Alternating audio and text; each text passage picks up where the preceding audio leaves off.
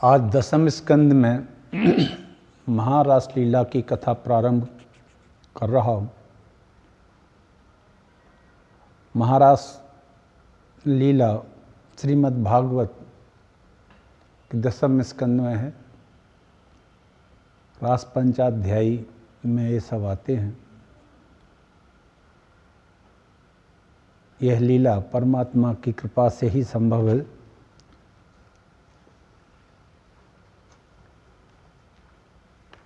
मंगलाचरण करते हैं, सब लोगों का मंगल हो। ओम नमो भगवते वासुदेवाय। रास मंडलेश्वराय श्री कृष्णाय नमः। नित्यं भागवतं यस्तु पुराणं पठेत् नरः प्रत्यक्षरं भवेत् तस्य कपिलादानजं फलम्। या पठेत् प्रेत्यो नित्यं श्लोकं भागवतं सुतष्टादश पुराणानां फलमाप्नोति मानवः। ओम पूर्णमदः पूर्णमिदं पूर्णात् पूर्णमुदच्यते पूर्णस्य पूर्णमादाय पूर्णमेवावशिष्यते। चिन्तयन् परमेशानीं सताक्षीं जगदीश्वरीं पंचकोशान्तर्गतां पुच्छब्रह्मं स्वरूपिणीं रक्तांबर परिधानां करुणारससागरां नानायुधरामं जगत्पालं तत्परां शब्दब्रह्ममयी चराचरमयी ज्योतिर्मयी वाङ्मयी नित्यानंदमयी निरंजनमयी तत्त्वमयी चिन्मयी तत्त्वातीतमयी परात्परमयी मायामयी श्रीमयी सर्वैश्वर्यमयी सदाशिवमयी मां पाहि मीनाम्बिके। ओम श्री महांजनाय पवनपुत्राय नमः। ओम नारायणं नमस्कृत्य नरं चैव नरोत्तमं देवीं सरस्वतीं व्यासं ततो जयमुदीरे। सीतानाथ समारंभां श्रीरामानंदार्य मध्यमाम् अस्मदाचार्यपर्यन्तां वन्दे श्रीगुरुपरम्परां। जय जय श्री राधारमण, जय जय नवल किशोर, जय गोपी चित्तचोर, प्रभु जय जय माखन चोर। ओम सच्चिदानंद रूपाय विश्वोत्पत्त्यादि हेतवे तापत्रय विनाशाय श्री कृष्णाय वयं नुमः। आज महाराज की लीला प्रारंभ करते हैं। भगवान पिता तात्री शरदोत फुल मल्लिका वीक्षरन्तुं मनश्चक्रे योग माया मुपाश्रितः। भगवान के उस दिव्य ऐश्वर्य स्वरूप का दर्शन करने के बाद अब सुखदेव जी भगवान के दिव्य महारास में प्रवेश करते हैं।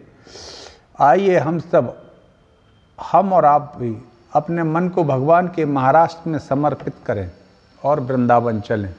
मित्रों, भगवान की वास्तव में तो यह है कि सच्चिदानंद घन भगवान की दिव्य माधुरी रसमयी लीलाओं का रहस्य जानने का सौभाग्य बहुत थोड़े लोगों को ही मिला है। जिस प्रकार भगवान चिन्मय है उसी प्रकार उनकी लीला भी चिन्मयी है। सच्चिदानंद रसमय साम्राज्य के जिस परमोन्नत स्तर में लीला हुआ करती थी या लीला हुआ करती है,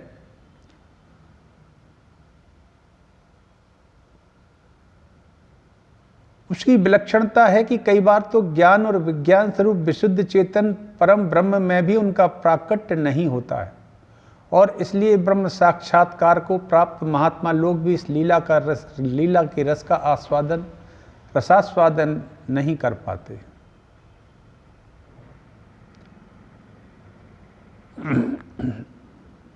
भगवान की इस परमोज्वल दिव्य रस लीला का यथार्थ प्रकाश तो भगवान की स्वरूप भूता हृलादिनी शक्ति नित्य निकुंजेश्वरी वृषभान नंदिनी श्री माता राधा और तदंग भूता प्रेममयी गोपियों के ही हृदय में होता है, और वे ही निरावरण होकर भगवान के इस परम अंतरंग रसमयी लीला का रसास्वादन करती हैं। क्यों तो भगवान के जन्म कर्म की लीलाएं दिव्य ही होती हैं। भगवान के जन्म ही उनकी दिव्य लीलाओं के लिए होता है। उनकी लीलाएं भी दिव्य कर्म, जन्म कर्म की सभी लीलाएं दिव्य होती हैं। परंतु ब्रज की लीला जो है, ब्रज में निकुंज लीला और निकुंज में केवल रसमयी गोपियों के साथ होने वाली मधुर लीला तो दिव्य से भी दिव्य है, दिव्याति दिव्य है और सर्वगुह्यतम है। सबके समझ से परे है, सबके समझ में नहीं आती, ना आ ही सकती है। यह लीला सर्वसाधारण के सम्मुख प्रकट नहीं है। यह लीला अंतरंग लीला है भगवान श्री हरि की। श्री हरि का बाल स्वरूप की जो लीलाएं हैं उनमें सर्वश्रेष्ठ लीला है ये।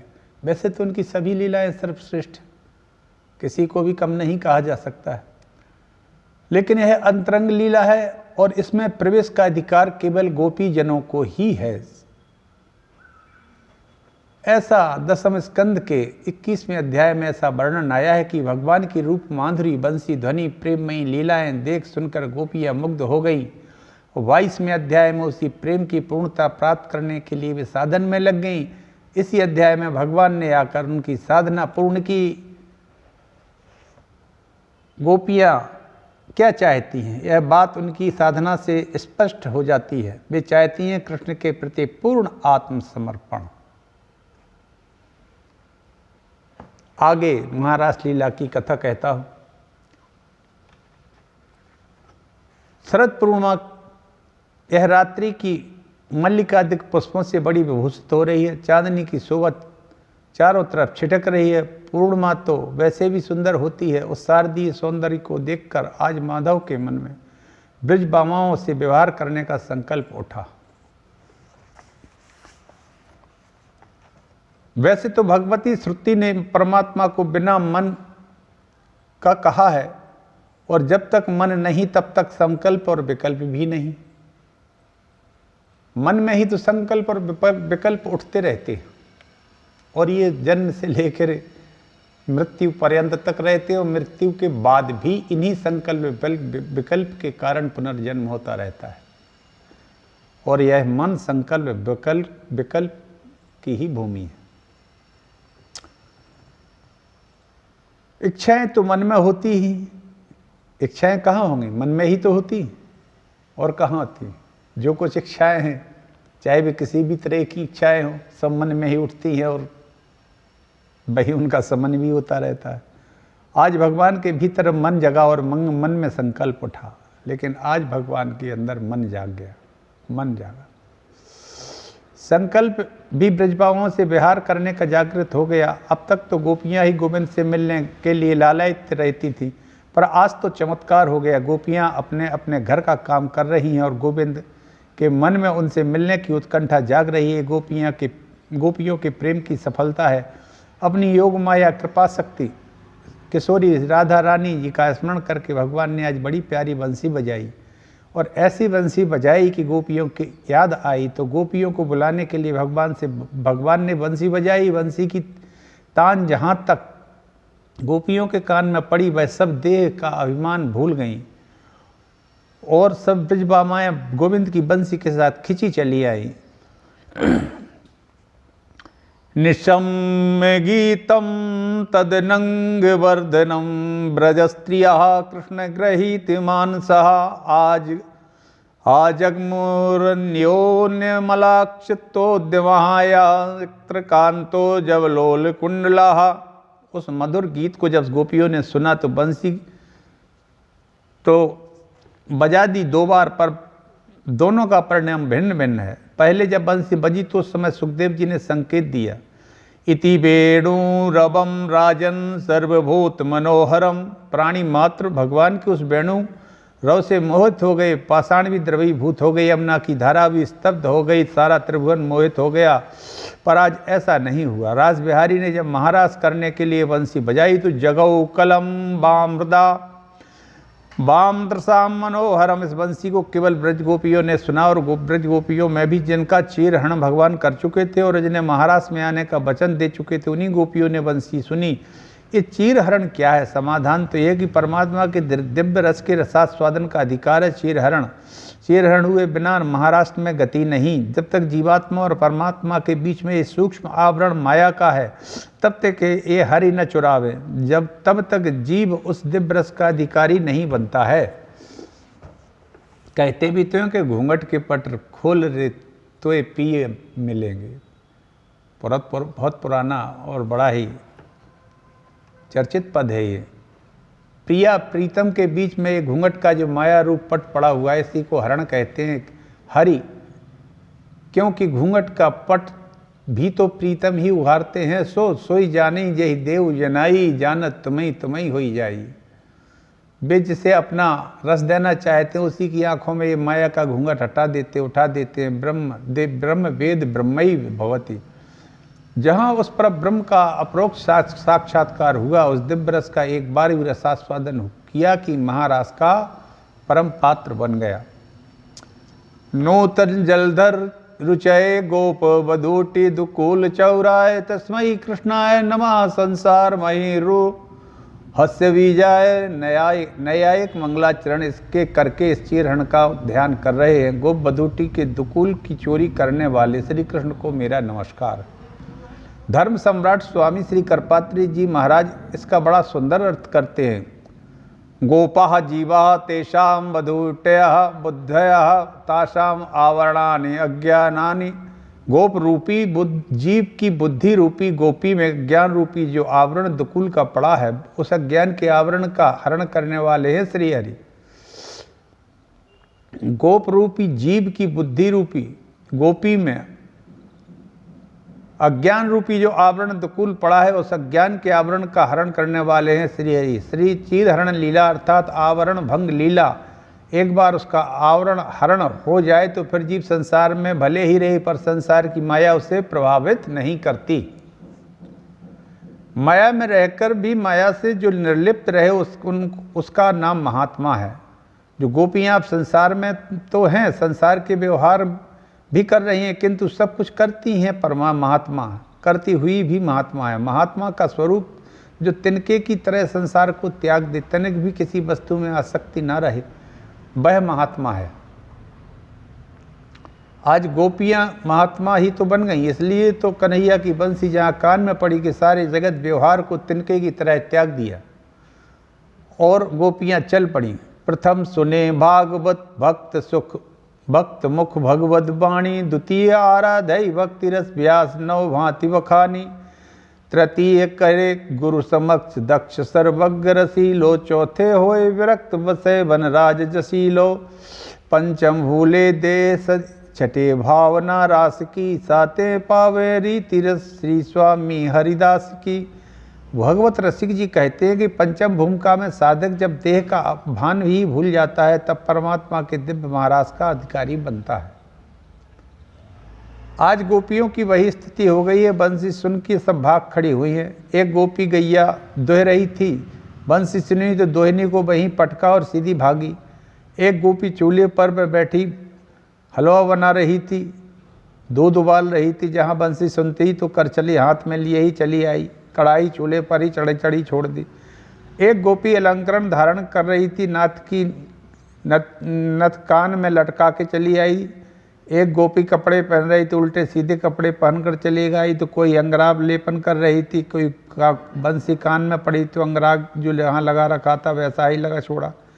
आँख में काजल लगा रही थी, बंसी सुनाई पड़ी, दूसरी आँख में बिना काजल लगाए चली आई।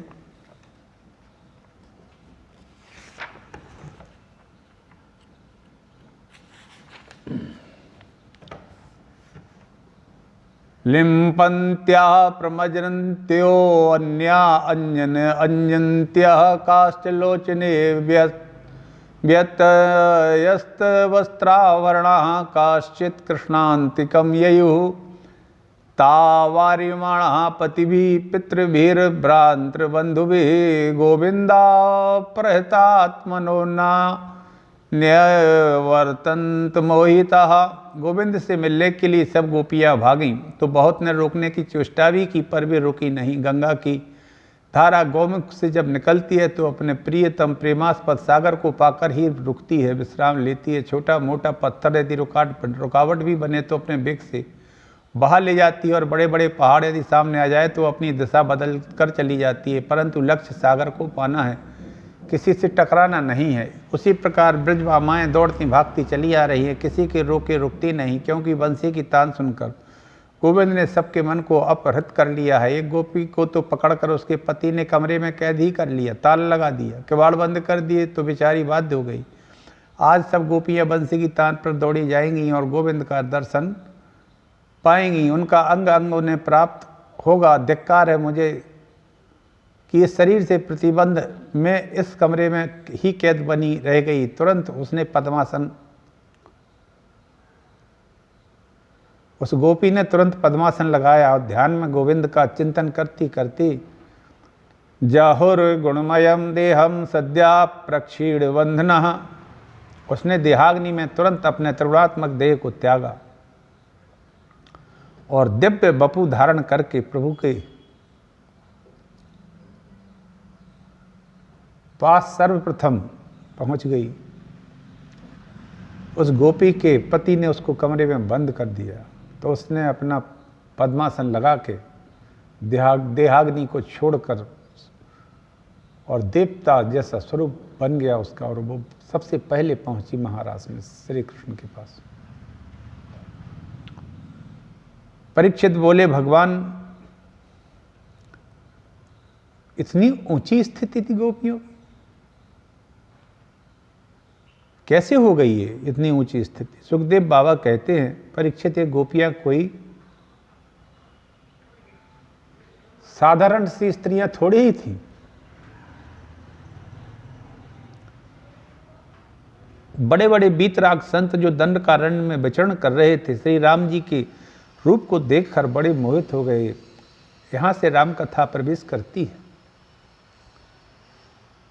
तब भगवान राम जी को देखकर दंडकारण्य के ऋषि बहुत प्रसन्न होते हैं, उनका स्वरूप देख के, उनकी चितवन देख के। और वे ही सभी ऋषि मुनि इस समय गोपियों का अवतार लेकर वृंदावन में हैं। ये बड़े बड़े बीतराग संत दंडकारण्य में विचरण करते हुए रामभद्र के रूप को देखकर मोहित हो गए। वे सब सिद्ध कोटि के संत तो ब्रज की गोपियां बनकर आए हैं। इस दिव्य महाराज के रस का रसास्वादन करने के लिए प्रतीक्षारत थे, सो आज किसी के रोके कैसे रुक सकते हैं? वो तो एक युग बीत गया था उनको इस समय के प्रतीक्षा में। तो त्रेता में भगवान उनको मिले थे, अब ये द्वापर का अंत चल रहा था। सो आज किसी के रोके नहीं रुक सकते थे। गोभिन्द्रिय ही कृष्ण रसम पिबती गोपी ही, जो निरंतर ही कृष्ण रस का ही पान करे वे ही सभी गोपियां हैं। गोपियों के पहुंचते ही भगवान ने सबका स्वागत किया। स्वागतम वो महाभागा प्रियम किम कर वाणी बहा ब्रजस्या नामयम कच्चिद भुभ्रोता गमन कारणम। आओ आओ देवियों, आपका स्वागत है। गोपियां गदगद हो गई कि बंसी बजाकर बुलाया और कितने प्यार से स्वागत कर रहे हैं कृष्ण। और जैसे ही अगला प्रश्न किया, ब्रोता गमन कारणम, आ तो गई, स्वागत है, पर आई क्यों हो, इसका कारण तो बताओ, कैसे आना हुआ? अब तो गोपियां बेचारी मुँह लटका कर खड़ी हो गई। बंसी बजाकर निमंत्रण इन्होंने दिया, आप पूछ रहे हैं किस कारण आई हो, कैसे आई हो? जिसने बुलाया उसे पता होना चाहिए, हमने क्यों बुलाया? बेचारी गोपियां क्या उत्तर दें? मौन कुछ बोलती नहीं। भगवान आज इनके हृदयगत प्रेम को प्रकट करवाना चाहते हैं। स्पष्ट रूप से कहना बड़े साहस की बात है। तो गोपियां मौन खड़ी रहीं और भगवान आज पीछे खड़े हैं कि आज इनके मुँह से कहलवा कर ही रहूँगा। भगवान बोले, अच्छा अच्छा, समझ गया, शरद पूर्णिमा है, सो रात की चांदनी देखने आई हो गई, वन में बहुत अच्छा है, देख लो। परंतु ध्यान भी रखना चाहिए कि जंगल वाली बात है, हिंसक जानवर घूम रहे हैं।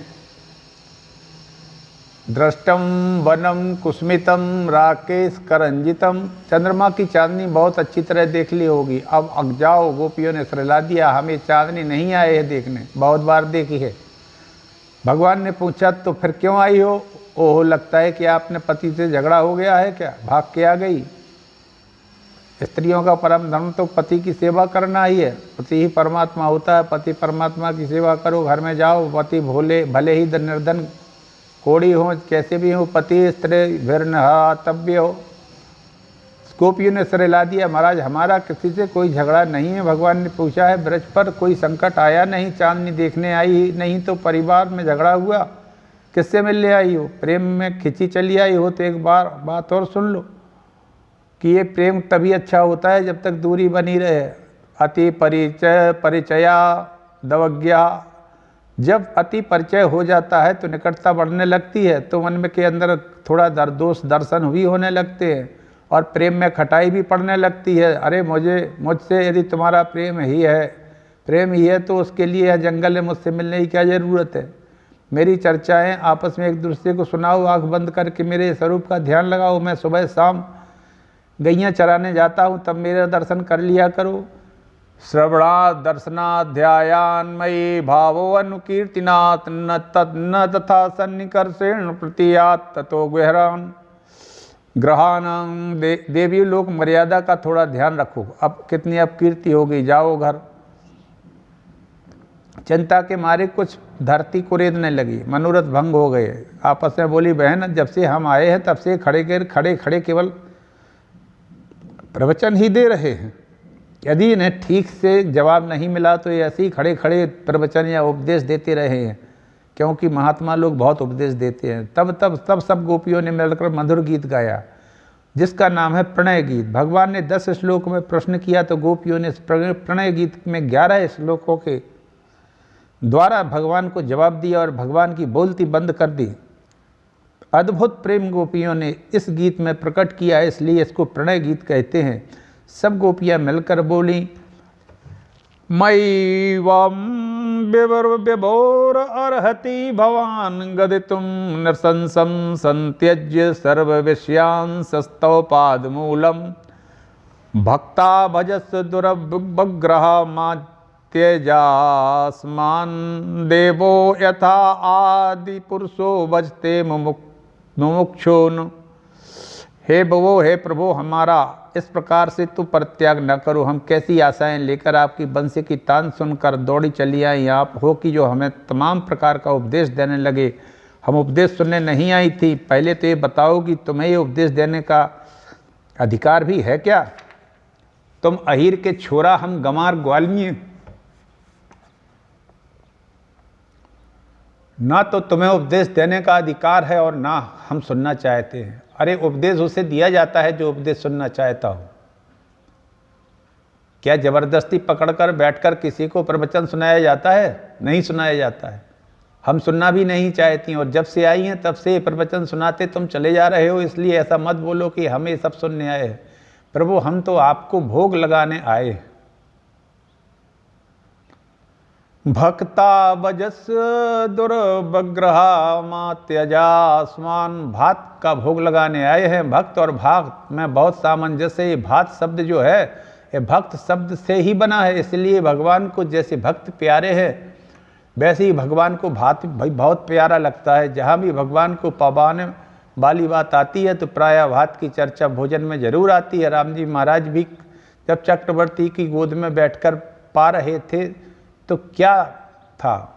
भोजन करत चपल चित इत उत अवसर पाई भाजी चले किलकत मुख दधी ओदन लपटाई।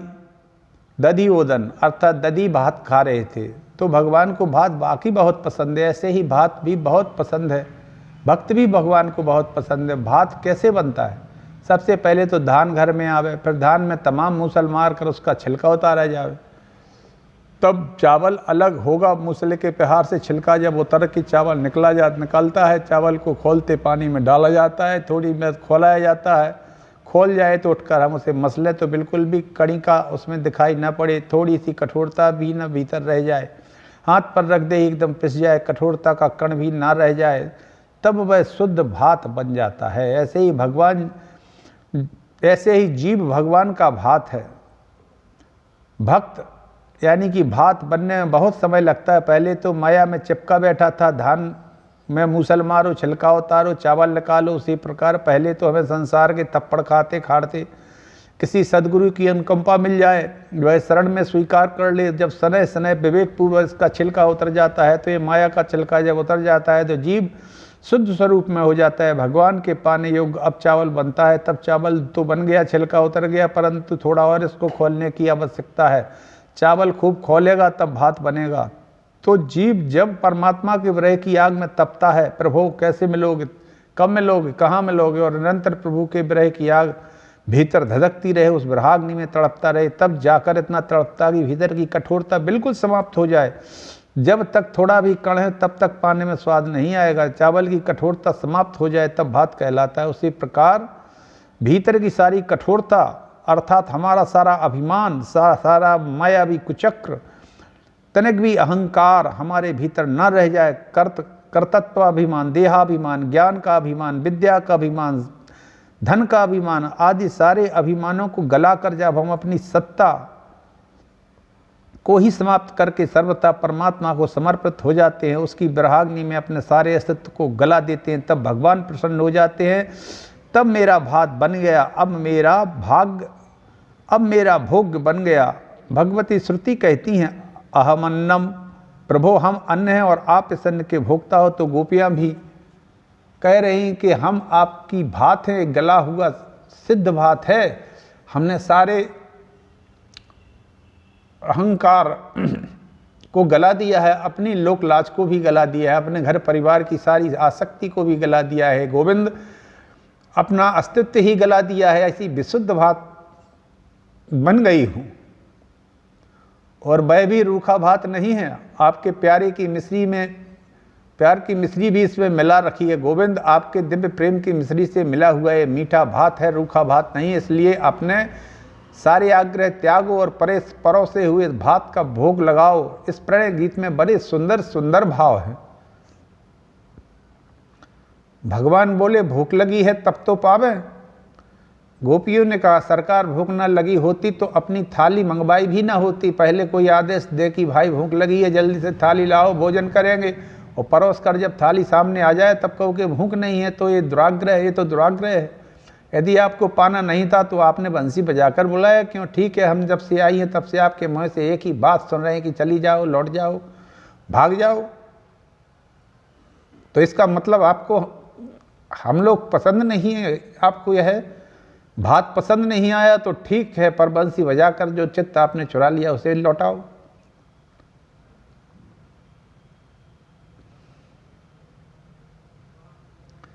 हम सब तभी लौटेंगे जब हमारा मन लौटेगा। कृष्ण ग्रहित मन मानसा, हमारा मन तो आपके ने ग्रहण कर लिया है। और इतना तो आप जानते ही हैं सरकार की कोई भी इंद्रियां बिना मन के काम नहीं करती हैं। कान कथा कब सुनेंगे? जब मन सार्थक लगेगा। पैर घर को कब चलेंगे? जब मन आदेश देगा। तो जब मन ही आपने चुरा लिया है तो अब पैर घर की तरफ कैसे लौटें? चित्तम सुखेन भवता प्रथम ग्रहे सुयन्न व्रश्चत्यत करावपि गृहे कृत्य पादौ पदम न चलतस्तो पादमूलादयाम कथम व्रजमथो करिवाम किम वा। प्रभु आपने बंसी बजाकर हमारा चित्त तो बड़े आराम से चुरा लिया, सो अब हमारे पैर घर की तरफ ही नहीं रहे, कैसे जाएं? भगवान बोले तुम्हारे पैर काम नहीं कर रहे तो योग बल से मैं तुम्हें घर घर पहुंचा दूंगा, फिर तो पधारोगी। गोपियाँ बोली वाह, तन को घर पहुंचा दोगे पर मन अपने पास रखोगे तो घर जाकर हम क्या करेंगे? अरे घर के काम तब होंगे ना जब मन साथ में होगा। भगवान बोले अच्छा तो तुम चाहती क्या हो? गोपियों ने अपने मन के भाव स्पष्ट कर दिए तो भगवान गोपियों के मुख से कहलवाना चाहते थे। कह दिया सिंचांगम न सत्वधरामृत पूर्केण हासावलोक कलजीत गीत जयक्षयाग्निम नो चेद वयम विरहजागन्युपक्त देहाध्यायन याम पदे हो पदवीम सखेते।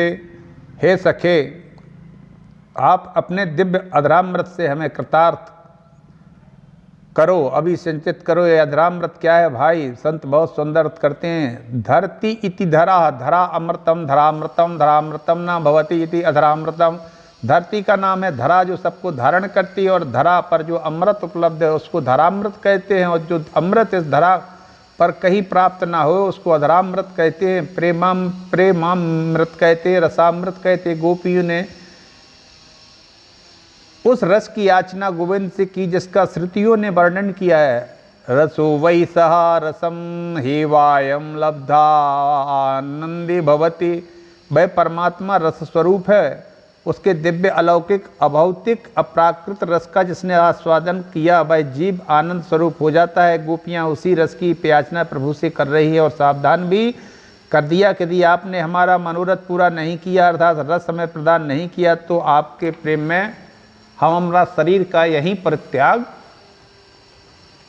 कर देंगी। तो जीते जी न सही आपको याद करके मरेंगे तब तो आपकी प्राप्ति होगी।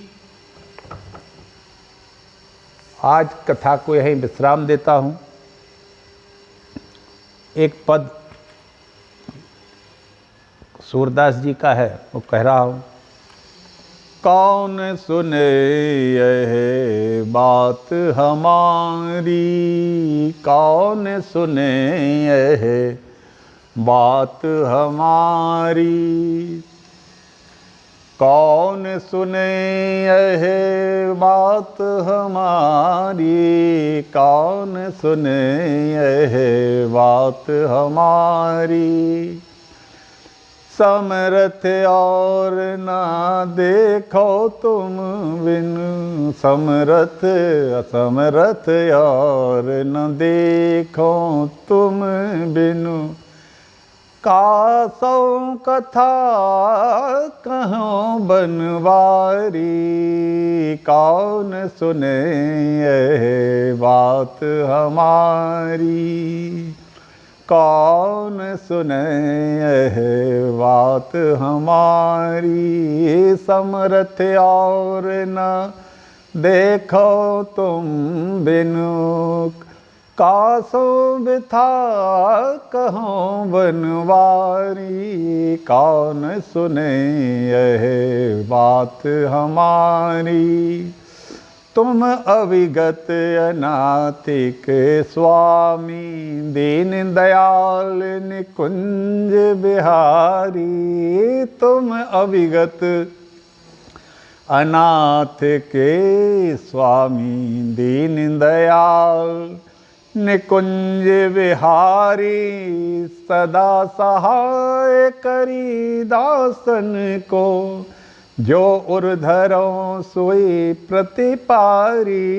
कौन सुने यह बात हमारी। अब के ही शरण जाऊं यादवपति आए, अब के ही शरण, अब के ही शरण जाऊं यादवपति, अब के ही शरण जाऊं यादवपति। राखी ले बलि त्रास निवारी, सूरदास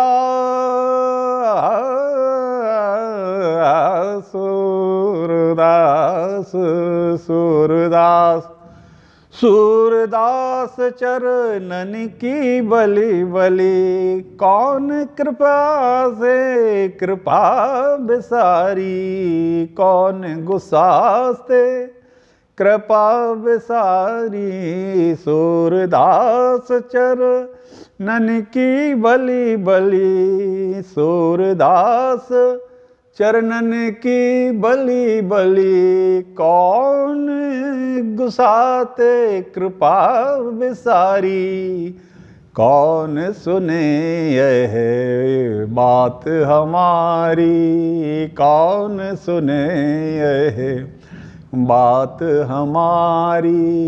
समरथ और न देखो तुम बिनु, समरथ और न देखो तुम बिनु।